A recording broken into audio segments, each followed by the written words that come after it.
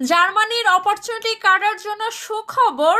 বাংলাদেশ থেকে যারা জার্মানিতে অপরচুনিটি কার্ডের মাধ্যমে আসার চিন্তা করছিলেন, মানে কোনো জব অফার ছাড়া এবং স্টুডেন্টদের জন্য কোনো ইউনিভার্সিটি থেকে অফার লেটার ছাড়া আসার জন্য সুন্দর একটা অপশন ছিল অপরচুনিটি কার্ড। সেই অপরচুনিটি কার্ডে আগে পুরো আপনি 1 বছরের ভিসা পাওয়ার জন্য পুরো 1 বছরের টাকাটাই আপনাকে ব্যাংকে ব্লক করে রাখতে হতো।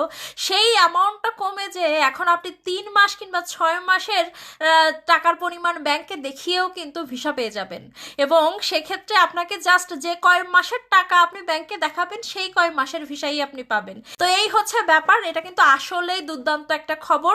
কারণ পুরো 1 বছরের টাকা, প্রায় 16-17 লাখ টাকা এককালীন এক জায়গায় আটকায় রাখা, এটা আসলেই অনেক বড় ব্যাপার। সেক্ষেত্রে অর্ধেক টাকা, মানে বুঝতে পারছেন যে এত অল্প পরিমাণ টাকা ব্যাংকে রেখে নিয়ে আপনি জার্মানির ভিসা পেয়ে যাবেন, তাও জব অফার ছাড়া এবং ইউনিভার্সিটি থেকে কোনো অফার লেটার ছাড়া। তো যারা হচ্ছে একটু এক্সপিরিয়েন্সড আছেন, ভাষাগত দিক দিয়েও বেশ একটু আগায় গেছেন, তাদের জন্য কিন্তু অপরচুনিটি কার্ড খুবই একটা ভালো অপশন জার্মানিতে খুব সহজে আসার জন্য।